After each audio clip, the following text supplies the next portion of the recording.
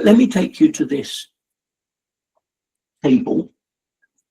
This is something that I'm hoping will appear in future EFMD publications. So, you know, because it is a distillation of our experience over 10 years of looking at online from an accreditation perspective. And we're saying even online, there's a split here. There's a difference. There's synchronous online and there's asynchronous online, especially when you get to hybrid. But if we think about the 100% online, there are things that are live as part of that exercise, part of that course, and things that are independent of the timetable. But so there are in face-to-face as well, as you can see there, the in-person lectures, but they're supported by work outside the classroom, outside of that contact time, that we hope students do. So there's the same real-time and independent time split in online. But there's a lot more variety in online. I always hope there can be a lot more variety in face-to-face, but we're focused on online. You know, yes, there are the live webinars, the Zoom classes, the discussions, the breakout groups, which you've experienced this morning. There can be polls. Again, we had you know, we can have polls, we can have multiple choice quizzes, and we can have, well, we'll mention assessments because they're a very practical thing later on. But on the asynchronous one, that's where a lot of the difficulties lie. A lot of the similarities with face-to-face are lost. You know, with a synchronous session, you know, we can do 2 hours with breaks, with changes of pace. But when it's asynchronous, that's got to be provided up front. The lectures, if you like, have to be recorded. So pre-recorded video lectures, online discussion forums, and even, you know, online examinations, because those students, those learners, aren't going to physically come into a centre to undertake an exam. So they're the asynchronous things, I think, are always the most difficult to get our head around and to think about. So in this, as we go up to a break, I want to share with you some of the, and I've tried to summarize these things, some of the things that we've found useful to ask questions about and to review when we're looking at online resources such as video lectures or video podcasts. So here's my take on, you know, the DIY video. Not everyone's going to have access to huge production facilities, you know, and very often the smartphone is going to be the thing that is used, not just by academics, but this is one that you can use. You know, students can do a presentation and pre-record it and upload it as part of their assessment. But I'm focused here on that pre-recorded lecture. And that, you know, the principles are very similar to the face-to-face, except it's got to be shorter, clarity, and limited, you know, limited clarity. Actually, what is this 8 to 15 minute slot about? What are we going to be doing? And then you'll know, because we've got there when it's finished. You'll know it's only a short element, and you can stop it at any time. So first of all, when you're planning a video, it has to be very clear what this video is about, not just me chatting about something and going on, but a good structure that actually supports the course or the program. Otherwise, it's not worth having it in there. Of course, our audience is very used to streaming services, huge production values from people like Netflix or Amazon, other streamers also, but also YouTube. Okay, the quality there, because it's do-it-yourself, is not always good.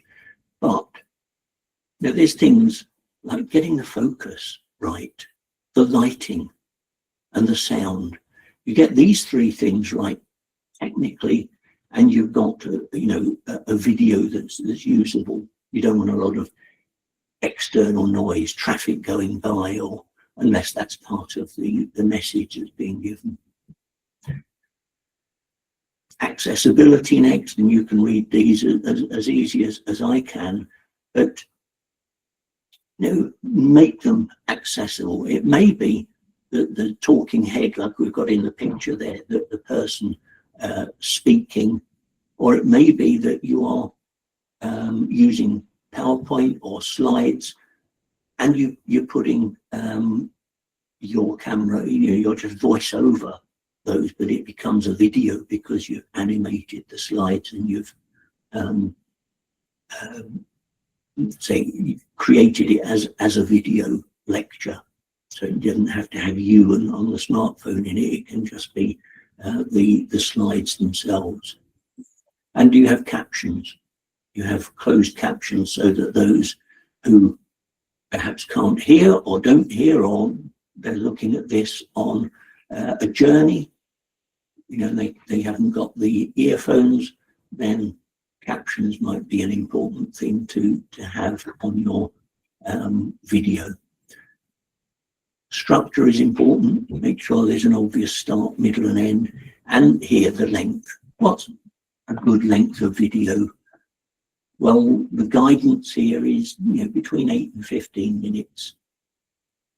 And if it's longer than that, make it interactive.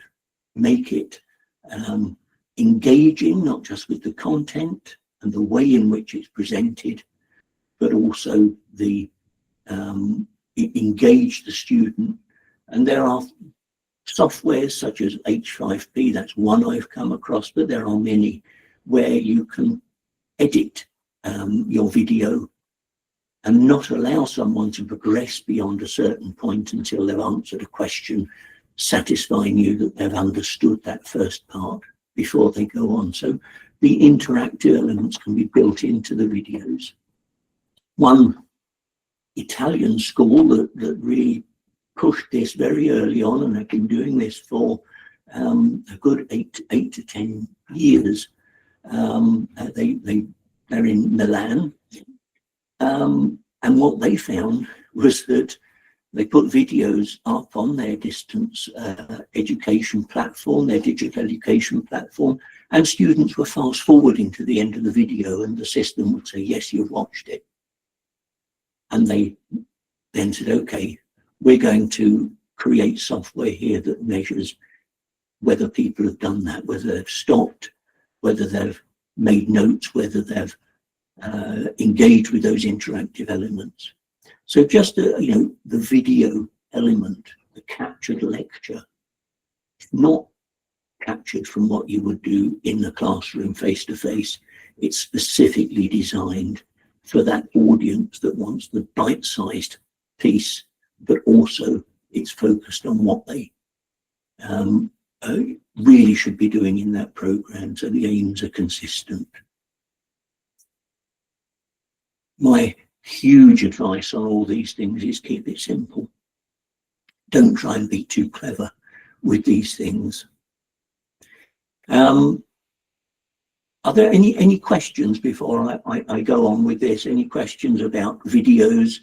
I mean, clearly this is a skill, but it's not one that is beyond the competence of many people.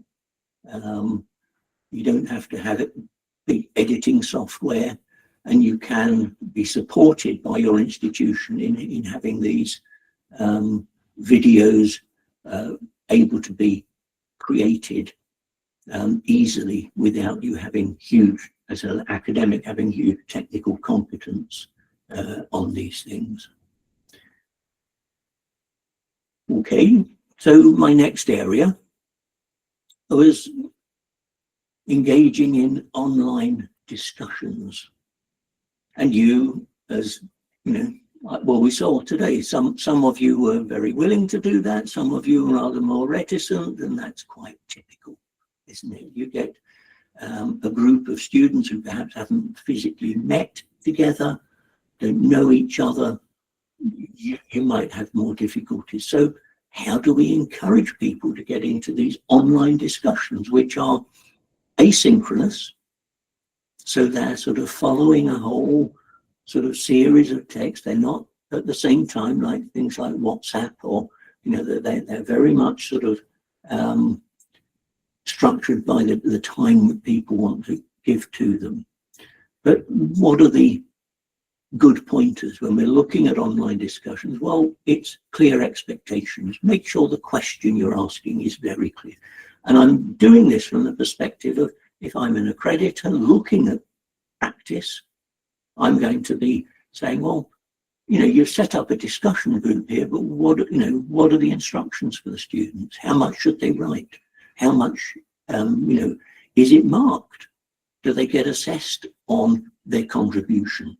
And is it just on the quantity of contributions, the number of times they intervene, or is it on the quality? So how do you judge that?